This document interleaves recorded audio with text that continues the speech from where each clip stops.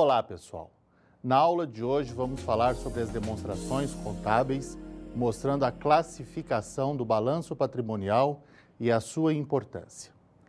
Antes de entrarmos diretamente no balanço, vamos falar e explicar sobre depreciação. Quando a empresa adquire um bem durável, veículos, máquinas, equipamentos, imóveis, nós lançamos isso no ativo, pois se trata de um bem. No entanto, na medida em que esse bem vai sendo utilizado, ele vai sofrendo desgaste. Esse desgaste precisa se reconhecer na demonstração de resultado.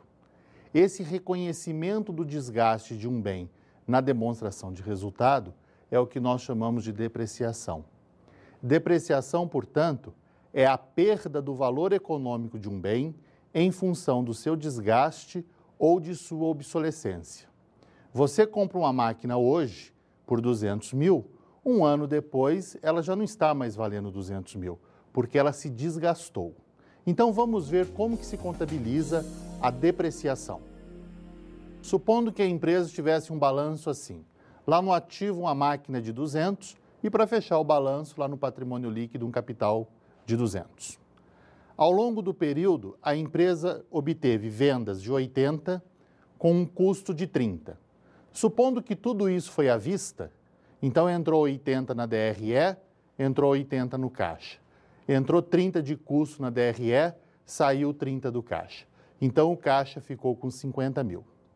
E a máquina de 200 que nós temos aí no balanço? Essa máquina, um ano depois, ela já não vale os 200, então ela tem que ser depreciada. Então nós vamos depreciar essa máquina em 10 anos, que é a estimativa de vida útil dela. Então, em 10 anos é 10% ao ano, portanto, 10% de 200, lá na demonstração de resultado, entrará uma despesa com depreciação no valor de 20. Então, o nosso resultado do período fechou com 30 e esse 30 vai para lucros acumulados no balanço. E a depreciação lá no balanço? Qual é a contrapartida dela? Ao invés de eu reduzir a máquina para 180, essa depreciação entra no balanço com o nome de depreciação acumulada, imediatamente abaixo de máquinas e entra entre parênteses, ou seja, entra como uma conta retificadora, entra ali como um valor negativo.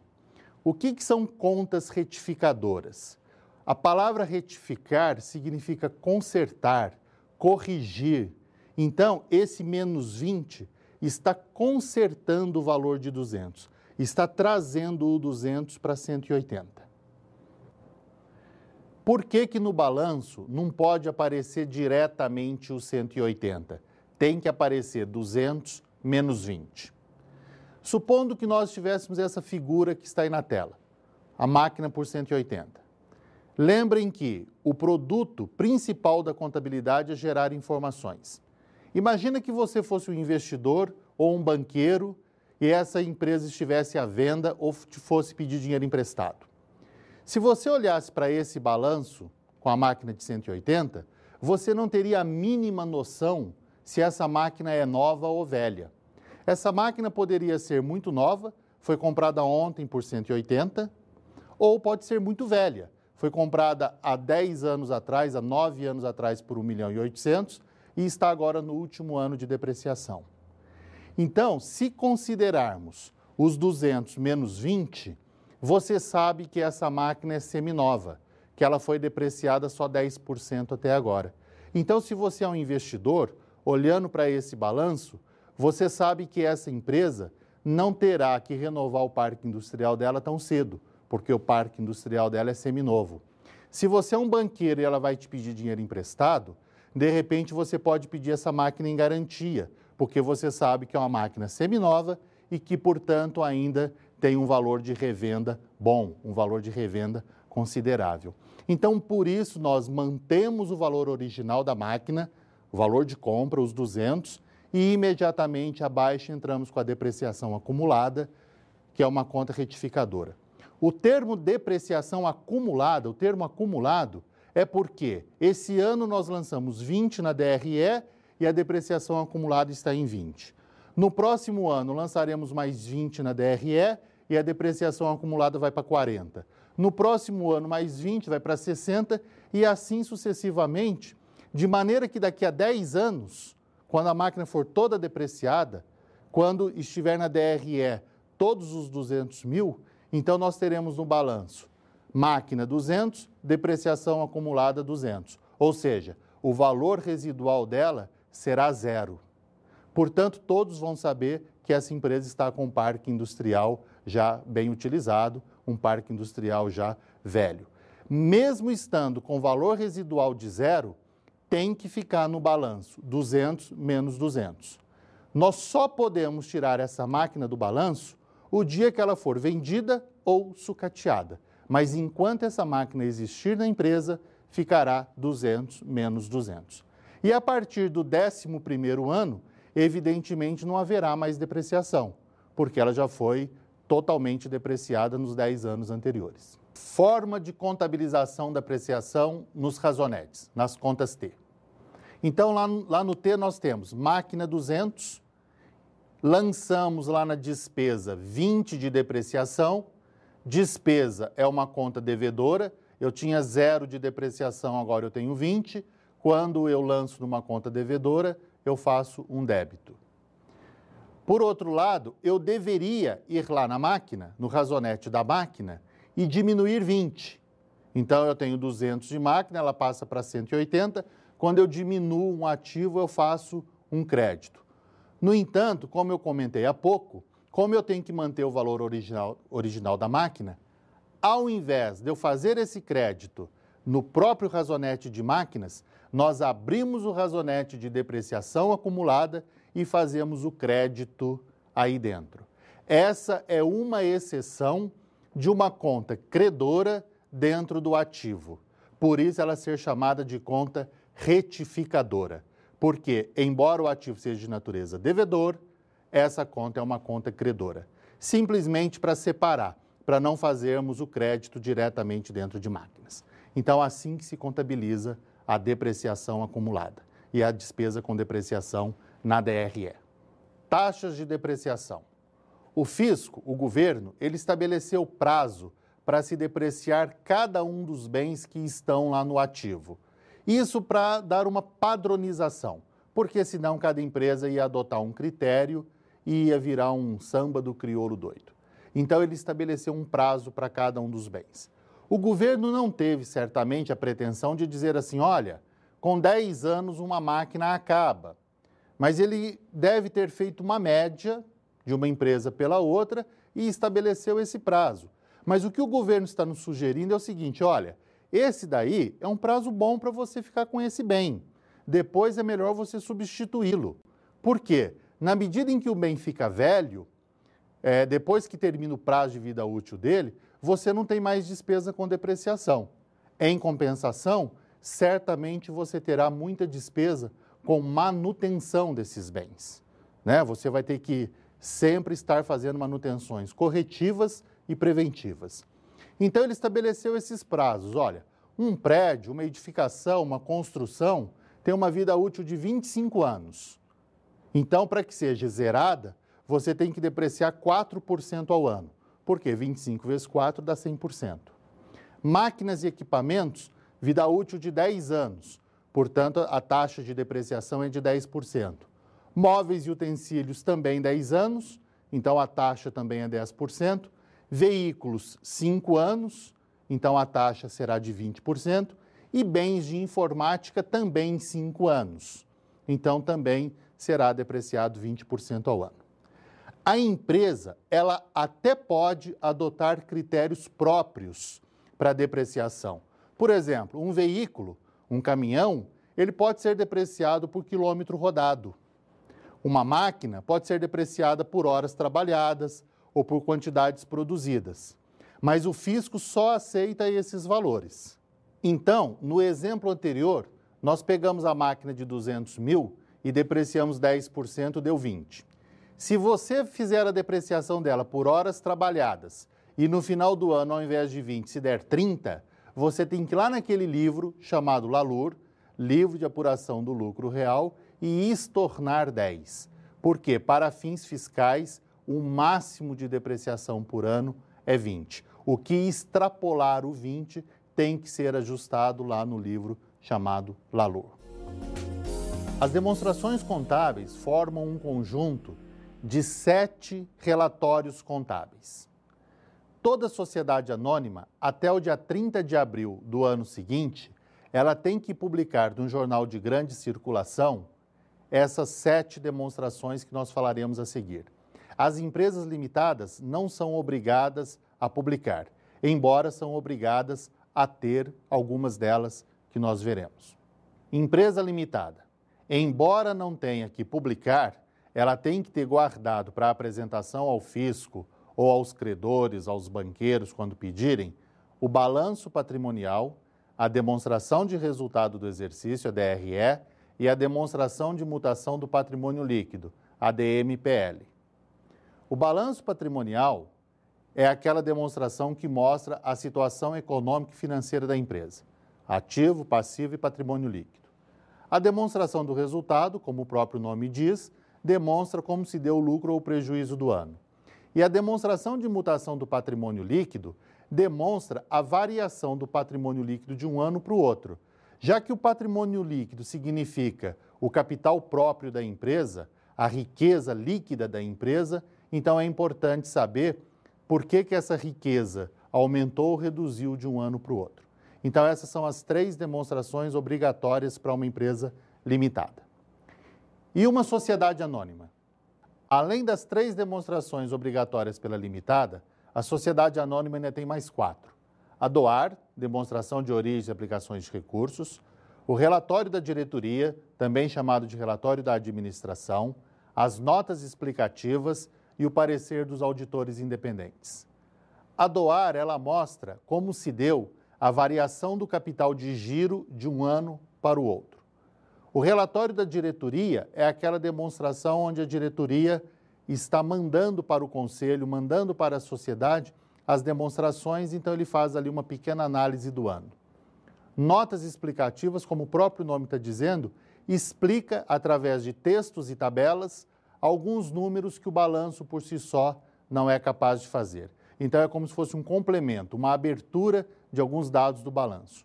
E o parecer dos auditores são os chamados auditores independentes que vão até a empresa, fazem uma checagem daqueles números, de toda a contabilidade da empresa, fazem isso evidentemente por amostragem e depois emitem uma opinião se aqueles números refletem ou não a realidade dos números. Balanço patrimonial. Até agora, nós vimos que o balanço patrimonial é dividido em ativo, passivo e patrimônio líquido. Só que ele vai um pouco mais além. Ele é subdividido em grupos. Por exemplo, o balanço está dividido em ativo circulante, ativo realizável a longo prazo e ativo permanente. Vejam na tela que aparece que o ativo circulante tem um total de 300 mil, o realizável a longo prazo 70 e o ativo permanente 350. O ativo permanente, por sua vez, é subdividido em mais 3 grupos: investimento 120 mil, imobilizado 190 e diferido 40. O somatório dos 3 dará os 350 do permanente, fechando o ativo então em 720. O passivo também está separado, subdividido em circulante e exigível a longo prazo. No circulante, nós temos aí 230 e no exigível a longo prazo 110. E o patrimônio líquido 380, fechando então a coluna 720. Notem que o balanço é publicado com o ano atual e o ano anterior. Isso para o usuário ter uma visão da evolução dos números da empresa de um período para o outro. Então, sempre publicam-se as demonstrações em 2 colunas, ano atual e o ano anterior. Relembrando, ativo circulante são os bens e direitos que se realizam em até um ano. Consequentemente, o realizável a longo prazo é tudo aquilo que ultrapassa 12 meses. Da mesma maneira, no passivo. O passivo circulante são as dívidas que vencerão em até 12 meses e o exigível a longo prazo são dívidas que vencerão após 12 meses. Vamos ver cada grupo desse individualmente. Circulante, 300 mil, está composto pelo caixa, banco, aplicação financeira, clientes, estoque, imposto a recuperar e despesas antecipadas. Todos esses itens que estão no circulante são possíveis de serem transformados em dinheiro no período de até 12 meses. Portanto, quase todas as contas que nós temos no circulante é possível tê-las também no realizável a longo prazo, exceto, evidentemente, a conta caixa e a conta banco, que já são o dinheiro propriamente dito. Eu não tenho dinheiro a longo prazo, o dinheiro está à minha disposição. Mas as outras todas são possíveis. A menos comum também é o estoque, porque o estoque normalmente ele já está à disposição da empresa para ser vendido. Mas há empresas que têm estoque de longo prazo. Por exemplo, uma empresa que produz uísque 12 anos. O uísque que eu produzo hoje, ele tem que ficar maturando e só pode ser vendido daqui a 12 anos. Então, aí nós teremos um estoque de longo prazo. Então, não é muito comum, é raro ter estoque a longo prazo, mas é possível. Da mesma maneira, lá no passivo circulante, são as dívidas que vencem em até 12 meses. Então, quase todas as contas que estão aí no passivo circulante, que montam aí 230 mil, fornecedores, financiamentos, contas a pagar, salários a pagar, impostos a pagar, provisão para 13º e férias, dividendos a pagar e adiantamento de clientes.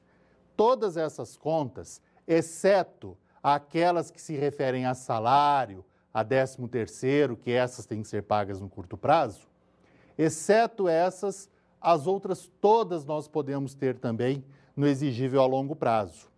No exemplo desse balanço da Companhia Amigos, notem que nós temos 75 mil de financiamentos no curto prazo e 50 mil de financiamentos no longo prazo.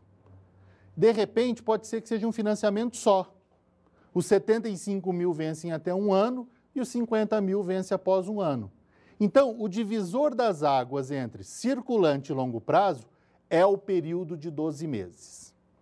Lembrando que as contas do ativo devem ser lançadas pelo grau de liquidez e as contas do passível de acordo com a sua movimentação, com a sua exigibilidade.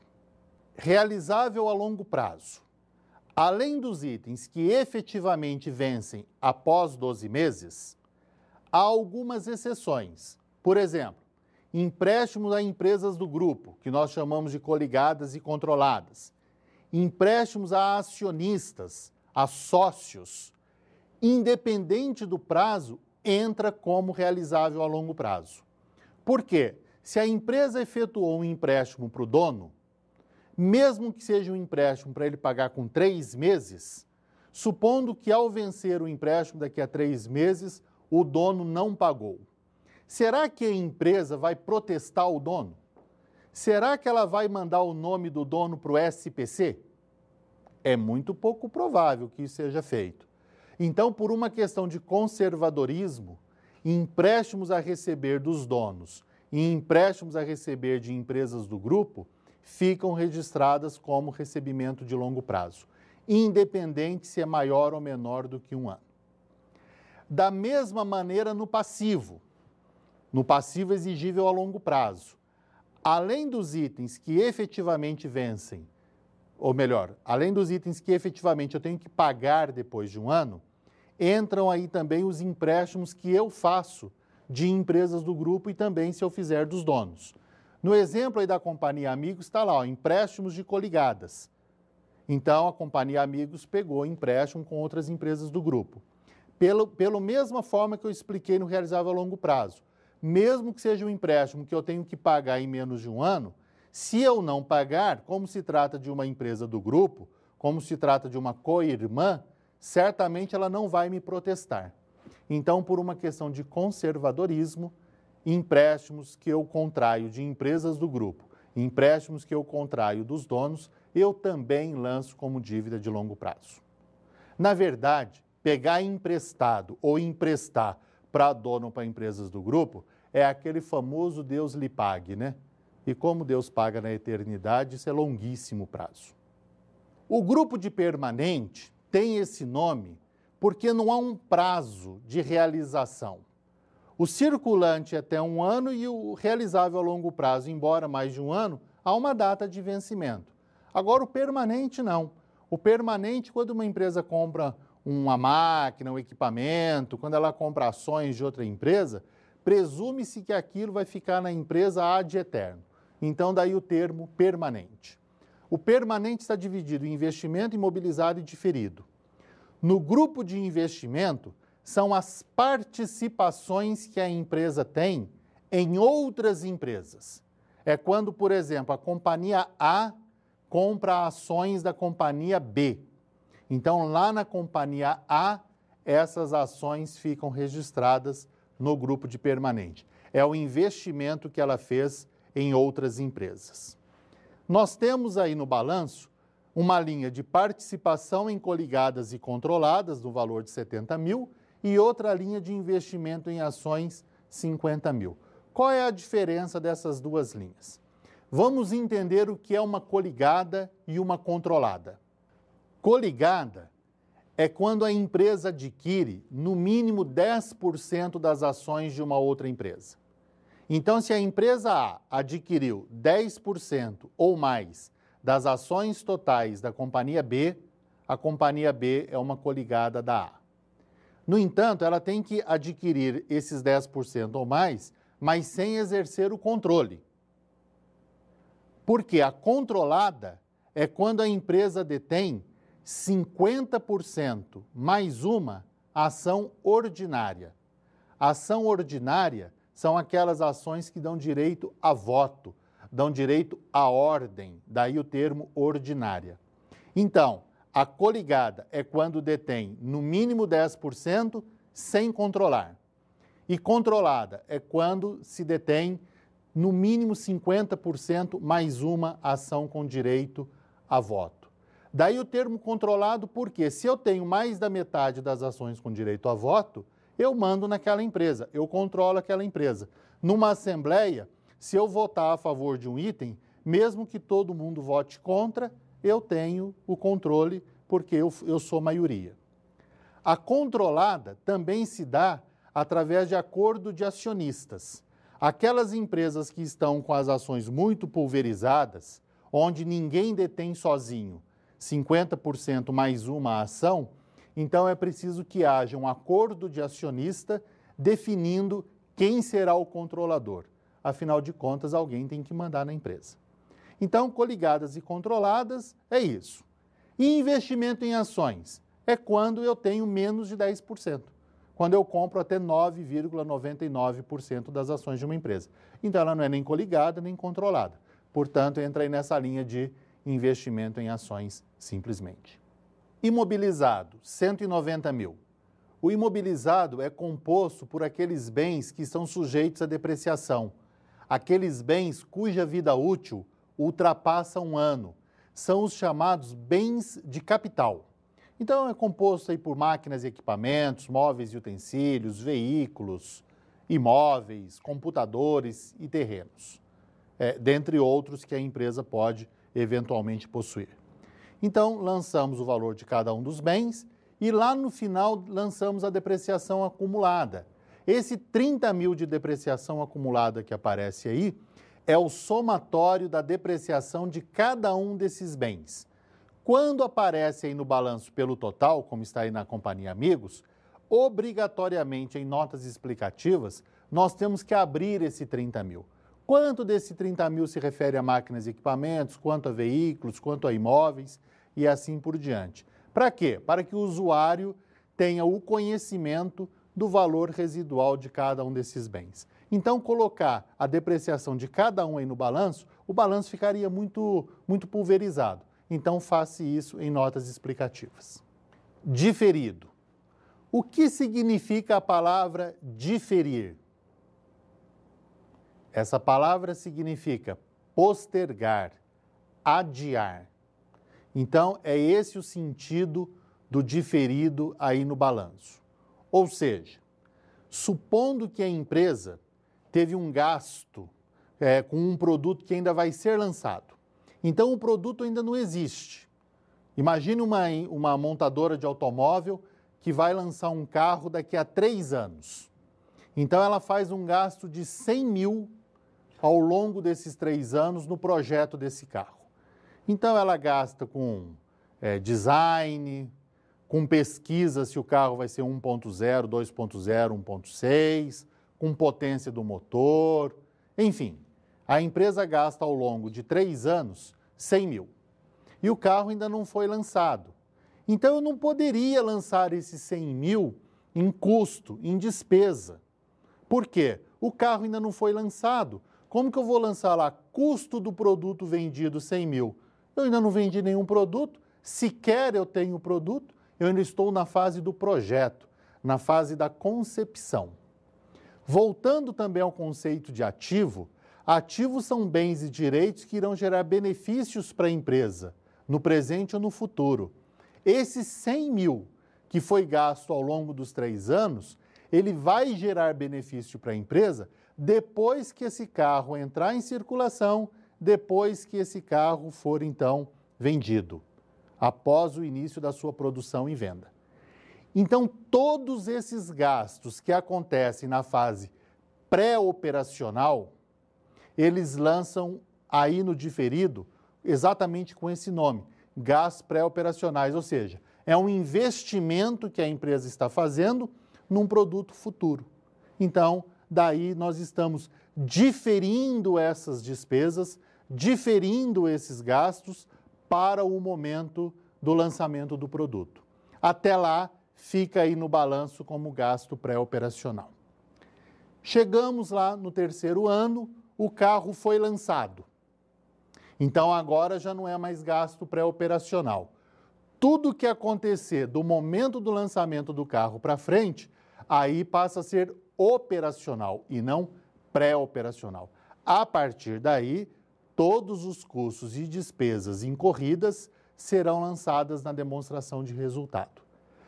Além do que for incorrido a partir do lançamento, agora começa-se a amortizar o investimento de 100 mil feito ao longo dos 3 anos. Então, qual vai ser o critério para isso? Supondo que nós vamos ficar com esse produto no mercado por 10 anos. Então, nós vamos amortizar aqueles 100 mil ao longo dos 10 anos.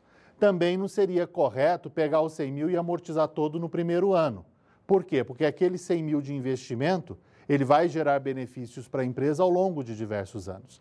Então, nós vamos pegar os 100 mil, dividir, por exemplo, por 10 e vamos lançar para a DRE 10 mil todo ano. E a contrapartida no balanço?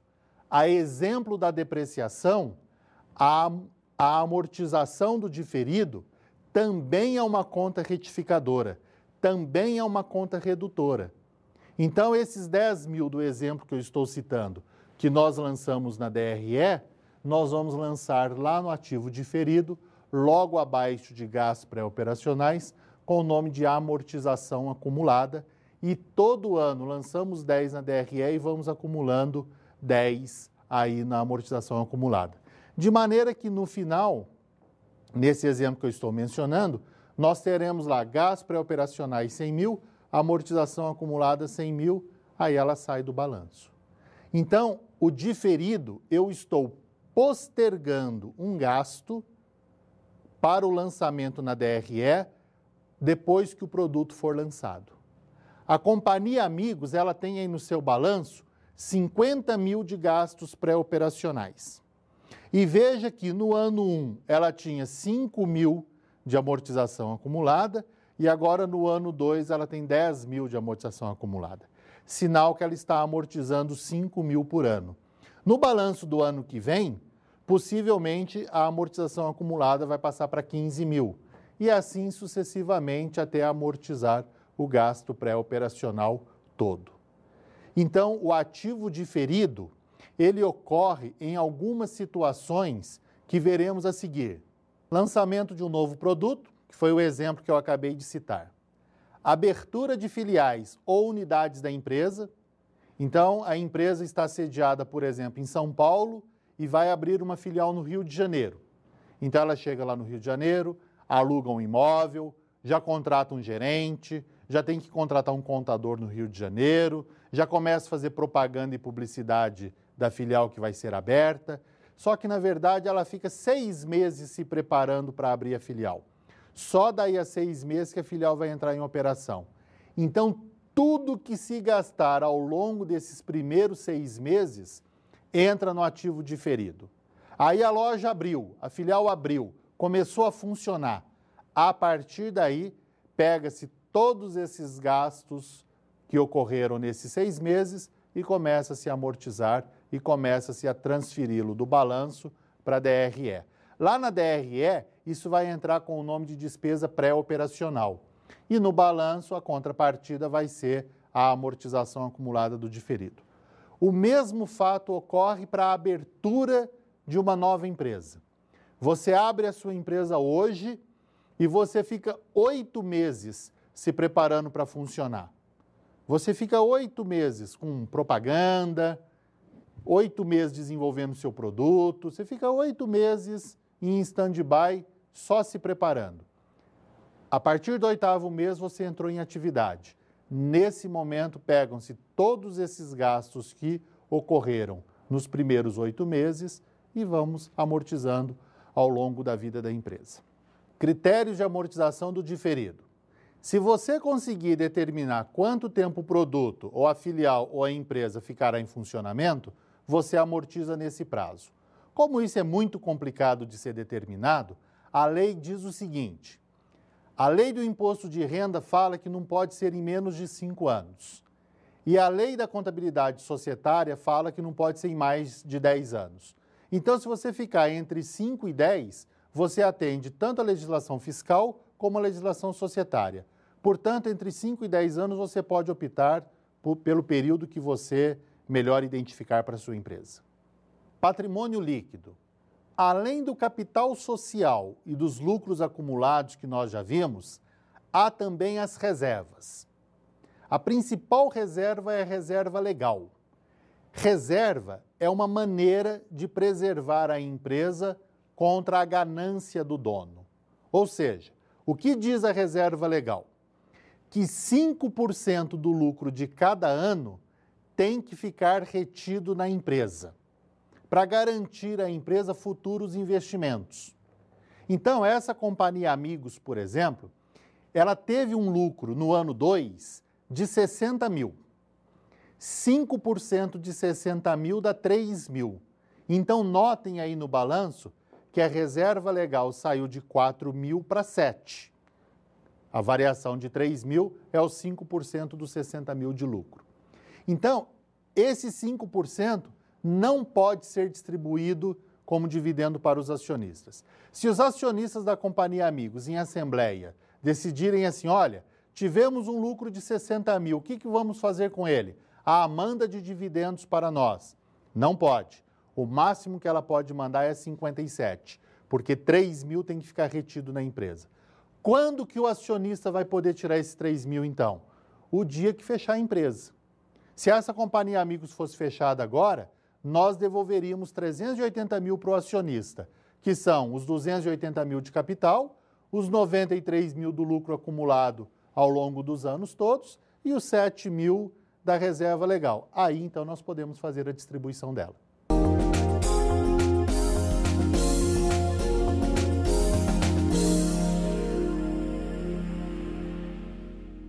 Para o entendimento preliminar da aula de hoje, sobre o balanço patrimonial, eu recomendo a leitura dos capítulos 3 e 4 do livro Curso de Contabilidade para Não Contadores, do Sérgio Yudícibus e José Carlos Marion, da editora Atlas. Agora, para aprofundamento do tema, o melhor livro que temos é o Manual de Contabilidade das Sociedades por Ações, do Sérgio Yudícibus, Eliseu Martins e Ernesto Gelbeck, da editora Atlas. Esse é o melhor livro brasileiro que trata desse tema. Recomendo a leitura.